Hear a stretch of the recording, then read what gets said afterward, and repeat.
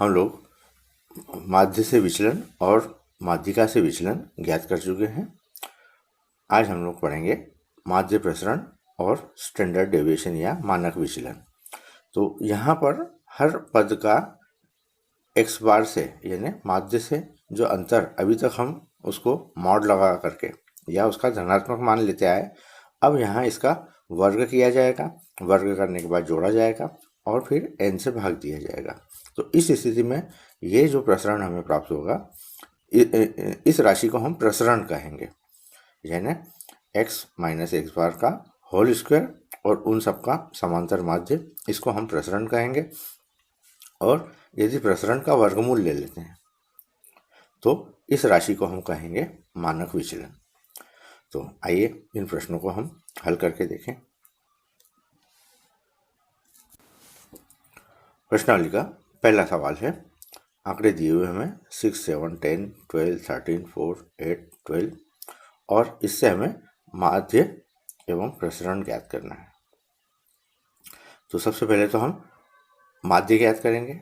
माध्य के लिए हमारे पास सूत्र है सिग्मा x अपान n, यानी जो आंकड़े दिए हुए हैं इनको सबको जोड़ना है और जितने आंकड़े दिए हुए हैं उस संख्या से भाग देना है और उसके बाद में प्रसरण ज्ञात करना है। तो प्रसरण के लिए सूत्र हमारे पास है sigma x square upon n minus sigma x अपान n का होल स्क्वायर। तो आइए हम देखें, इसके लिए हम जो टेबल बनाएंगे वो इस प्रकार होगी कि यहाँ हमने xi के मान रखें और अगले स्टेप में, अगले टेबल में हमें इन मानों का वर्ग करके लिखना है, यानी 6 का वर्ग 36, 7 का वर्ग 49, 10 का वर्ग 100, इस तरह से हमने सबके वर्ग लिखे और इन सबको जोड़ा। इन सब का योग आ रहा है सिग्मा एक्स यानी 72 और सिग्मा एक्स स्क्वायर यानी 722। तो माध्य हो जाएगा सिग्मा एक्स आई अपान n 72/8 यानी 9 और प्रसरण के लिए सूत्र है सिग्मा एक्स आई का square upon n minus sigma X upon n का होल स्क्वायर। तो इसका मान रख दिया, सिग्मा एक्स आई का मान, एक्स आई स्क्वायर का मान 722/8 minus sigma X upon n यानी 72/8 का होल स्क्वायर। और इसको जब हमने हल किया तो हम प्राप्त कर रहे हैं 9.25।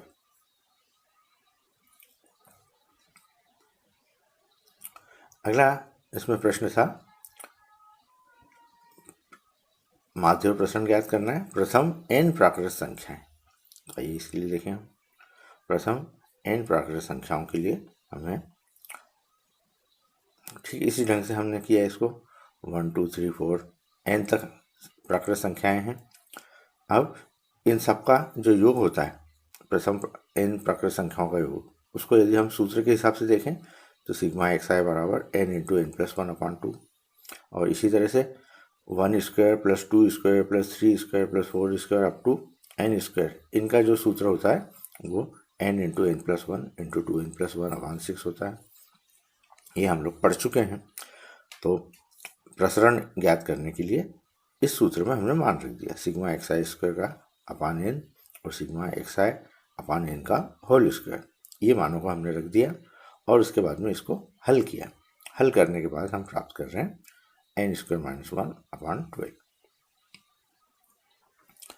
अगला प्रश्न इसमें पूछा गया है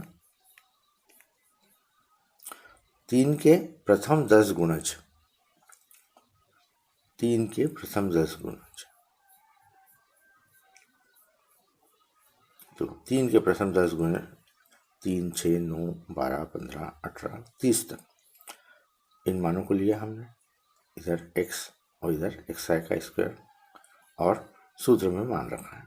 ये हमने मान ज्ञात कर लिया, सिग्मा एक्स का मान और ये सिग्मा एक्स आई स्क्वायर का मान, और सूत्र में हमने जब मान रखा तो सीधा सूत्र में मान रखने के बाद में उत्तर हम प्राप्त कर रहे हैं 74.25। अगला प्रश्न इसमें है, हमें टेबल के रूप में दिया हुआ है ये एक्स आई के मान और यहाँ पर उनकी फ्रीक्वेंसी, यानी 6 की आवृत्ति 2 बार हो रही है, 10 की आवृत्ति 4 बार हो रही है, 14 की 7 बार हो रही है। इस स्थिति में हमें प्रसरण ज्ञात करना है और मानक विचलन स्टैंडर्ड डेविएशन ज्ञात करना है। तो आइए इसको हम पहले तो ऊर्ध्वाधर टेबल के रूप में बना लेते हैं। देखते हैं हम चौथा प्रश्न।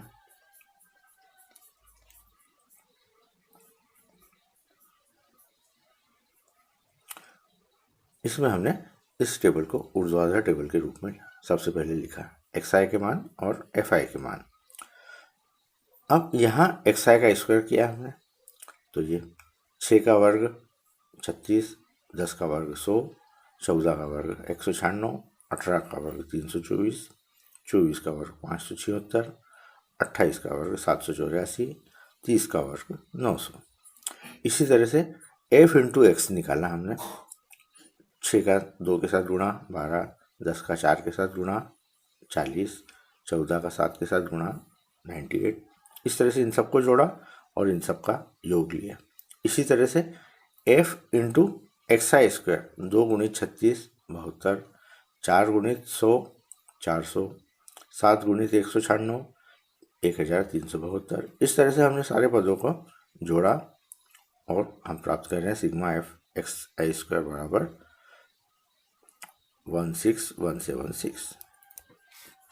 अब इन मानों को हमने सूत्र में रखा। ये सूत्र है हमारे पास प्रसरण का और इसमें मान रखा हमने, तो ये प्राप्त कर रहे हैं। ठीक इसी ढंग से पांचवा प्रश्न आप लोग हल कर पाएंगे। ठीक इसी ढंग से करना है, तो ये आप लोग स्वयं हल करके देखें। अगला प्रश्न है कि हमें टेबल दिया हुआ है और लघु विधि द्वारा माध्य एवं मानक विचलन ज्ञात करना है। तो जब भी हम लघु विधि का उपयोग करते हैं, हम इन x के बीच के मानों में से किसी एक मान का चयन कर लेते हैं और उसको हम मानते हैं कि ये हमारा कल्पित माध्य है। तो यहाँ हम देख सकते हैं कि हमने कल्पित माध्य 64 लिया है, इसलिए इसको हमने राउंड कर दिया है। तो ये 64 हमने कल्पित माध्य ले लिया है। और जब हमने इसका अंतर देखा तो 60 का 64 के साथ में, यानी xi माइनस a का मान हमने लिया है 64। तो 60 का 64 के साथ अंतर -4, 61 के साथ -3, 62 माइनस 64 -2, 63 माइनस 64 -1, 64 माइनस 64 0, 65 माइनस 64 1। इस तरह से हमने ये अंतर ले लिया। इसको हम d से व्यक्त कर रहे हैं। फिर यहाँ पर d का वर्ग यानी इनका वर्ग, f इंटू डी यानी 2 इंटू -4 -8, 1 इंटू -3 -3। इस तरह से f इंटू डी निकाला और f इंटू डी स्क्वायर यानी जो डी स्क्वायर हमने निकाला है 2 इंटू 16 32, 1 इंटू -3 1 इंटू 9 9, 12 इंटू 4 48। इस तरह से हमने f into D I square का मान निकाल लिया और इन सब का योग किया। अब हम जानते हैं यदि कल्पित माध्य ज्ञात करना हो, x बार ज्ञात करना हो, तो a plus sigma F D upon sigma F. तो ये मान रख दिया हमने। a का मान तो हमने रख दिया 64, सिग्मा एफ डी का मान हम देख सकते हैं यहाँ पे 0 आ रहा है और सिग्मा एफ का मान 100 है। और इसको जब हमने हल किया तो हम प्राप्त कर रहे हैं 64। और मानक विचलन के लिए सूत्र हो जाएगा sigma F D square upon sigma F minus sigma F D अपान सिग्मा एफ का होल स्क्वायर। तो ये मान रख देंगे हम 286 अपान 100 माइनस 0 और इसको हल किया तो हम प्राप्त कर रहे हैं 1.69। अगला प्रश्न है जिसमें हमें अंतराल के रूप में दिया हुआ है। ये हम देख सकते हैं, ये अंतराल हमें दिए हुए हैं और इसमें इनकी फ्रीक्वेंसीज दी हुई है। तो आइए 2 प्रश्न दिए हुए हैं, 7वां और 8वां। तो हम एक प्रश्न इसका हल करके देखते हैं। प्रश्न क्रमांक 7। अब यहाँ पर हम ये जो अंतराल दिया हुआ है इसका मध्य बिंदु ज्ञात करेंगे। तो 0 और 30 का मध्य बिंदु हो जाएगा 15, 30 और 60 का मध्य बिंदु हो जाएगा 45, 60 और 90 का मध्य बिंदु 75। मध्य बिंदु ज्ञात करने के लिए इन दोनों को योग करेंगे और 2 से भाग देंगे। तो ये 75, 90 प्लस 120 का मध्य बिंदु 105, 120 प्लस 150 का 135। इस तरह से हमने मध्य बिंदु ज्ञात कर लिए। ये पहला काम कर लिया। ये एफ का मान हमने रख ही चुके हैं और सिग्मा एफ का मान हमने निकाल लिया 30, इन सब का योग। अब हम कल्पित माध्य का चयन करेंगे। तो कल्पित माध्य यानी जो बीच का हम वैल्यू दिख रही है, तो हमने 105 ली है, 105 कल्पित माध्य का मान हमने लिया है 105, और 105 को हम राउंड कर देंगे ताकि हमें स्मरण में रहे। यहाँ त्रुटिवश 135 पर राउंड हो गया है, तो आप 105 को राउंड कर देंगे। और उसके बाद में हमने ए ले लिया है और हम देख सकते हैं कि इन मानों में 30 का अंतर है। 15 और 45 में 30 का अंतर है, 45 और 75 में 30 का अंतर है। तो एच का मान हमने 30 लिया है, तो यहाँ त्रुटिवश 300 हो गया, तो इसको आप 30 कर लें। तो ये 30 मान करके इसको जब हम हल करेंगे तो 15 और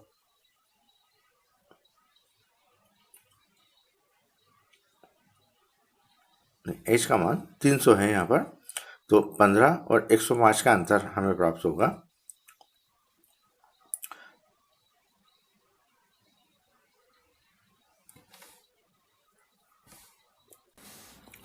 यहाँ हमने करेक्शन कर दिया है, ये 105 को हम इंगित कर रहे हैं एज्यूम डोमेन के रूप में, और एच का मान हमने लिया है 30, क्योंकि हम इनका अंतर देख सकते हैं, हर पद का अंतर 30 है। और जब 15 और 105 का अंतर हम देखेंगे तो वो हमें प्राप्त होगा -90, उसमें 30 से भाग देंगे तो हमें प्राप्त होगा -3। इसी तरह से 45 और 105 का अंतर और उसमें 30 से भाग देने पर हमें -2 प्राप्त होगा। 75 और 105 का अंतर, उसमें 30 से भाग देने पर हमें प्राप्त होगा -1। 105 में 105 माइनस किए तो 0 प्राप्त हो रहा है। 135 में से 105 घटाएंगे और 30 से भाग देंगे तो 1 प्राप्त होगा। इस तरह से ये टेबल हमें प्राप्त होंगे, ये डी के मान होंगे। अगली स्टेप में डी का स्क्वायर, तो इन सारे मानों का हमने वर्ग किया। -3 का वर्ग 9, -2 का वर्ग 4, -1 का वर्ग 1, इस तरह से डी स्क्वायर का मान ज्ञात किया। फिर एफ इंटू डी, ये एफ है और ये डी, तो 2 गुणित -3 -6, 3 गुणित -2 -6, इस तरह से एफ इंटू डी का मान हमने ज्ञात किया। और एफ इंटू डी स्क्वायर का, ये एफ और ये डी स्क्वायर, तो 2 गुणित 9 18, 3 गुणित 4 12, इस तरह से ये पूरी टेबल हमने कंप्लीट की और नीचे हमने इनका योग किया।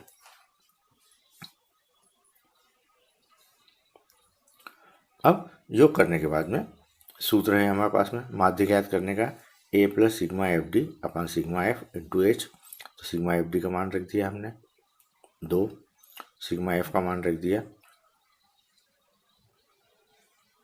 30 और एच का मान भी 30 है, और ए का मान जो कल्पित माध्य है वो 105 है। तो इस तरह से हमने इनके मान रख करके सबसे पहले तो माध्य ज्ञात कर लिया। और प्रसरण के लिए सूत्र हमारे पास में रहेगा sigma F D square upon sigma F into sigma F D upon sigma F whole square into H square. ये सूत्र थोड़ा सा परिवर्तित हो जाएगा क्योंकि यहाँ पर हमने x के स्थान पर d रख रहे हैं, तो ये सूत्र बदल करके इस रूप में हो गया। और इसके बाद इसमें मान रखने के बाद जो हम उत्तर प्राप्त कर रहे हैं वो होगा 2276। ठीक इसी ढंग से प्रश्न क्रमांक 8 को आप हल कर सकते हैं। यही सूत्र का उपयोग होगा और इसको आसानी से आप हल कर पाएंगे।